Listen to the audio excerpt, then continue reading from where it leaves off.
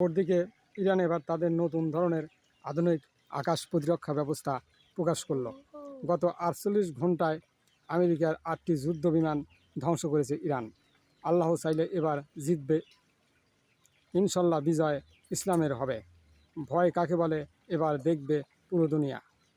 আলহামদুলিল্লাহ সবাই বলুন। এদিকে বাংলাদেশের নিউজ চ্যানেলে ঢুকলে দেখা যায় ইরান যুক্তরাষ্ট্র দখল করে ফেলেছে, ইসরায়েল দখল করে ফেলেছে, ইহুদিদের মেরে মাটিতে মিশিয়ে দিয়েছে, এইটা করেছে ওইটা করেছে। কিন্তু বাস্তবতা দেখি পুরোই উল্টা। ইরান থেকে ফেরত আসা বাঙালিরা বলছে ইরানের অবস্থা ভয়াবহ, ইরান গাজায় পরিণত হতে পারে, আর বেশি সময় লাগবে না। সাম্প্রতিক সময়ে সামাজিক যোগাযোগ মাধ্যমে এবং কিছু ইউটিউব চ্যানেলে একটি চাঞ্চল্যকর দাবি ছড়িয়ে পড়েছে। লোহিত সাগরে ইরান সমর্থিত হুদি বিদ্রোহীদের ক্ষেপণাস্ত্র হামলায় মার্কিন নৌবাহিনীর রসদ সরবরাহকারী বিশাল জাহাজ USNS রবার্ট ফেরি ডুবে গেছে। দাবি করা হচ্ছে মাত্র 20 মিনিটের এই আক্রমণে জাহাজটির সাথে তলিয়ে গেছে প্রায় 30,000 অত্যাধুনিক ইন্টারসেপ্টর মিসাইল, যার বাজার মূল্য প্রায় $5,800 কোটি।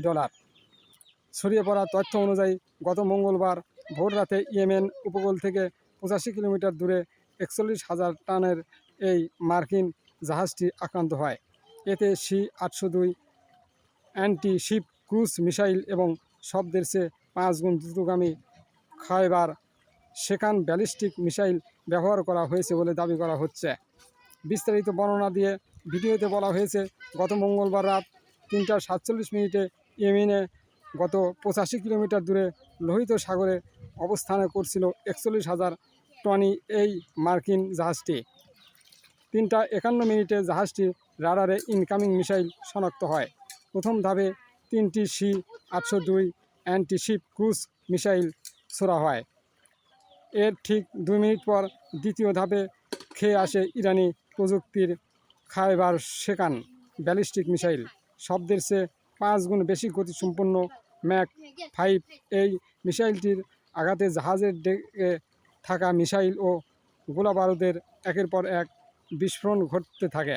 মাত্র 14 মিনিটের মধ্যে জাহাজটি 2 খণ্ড হয়ে লোহিত সাগরে 2400 ফুট গভীরে তলিয়ে যায়। জাহাজের থাকা 126 জন ক্রু সদস্যকে উদ্ধার করা সম্ভব হলেও এর মালামাল রক্ষা করা যায়নি। তবে এই ঘটনার সত্যতা নিয়ে দেখা দিয়েছে চরম বিতর্ক। SI generated.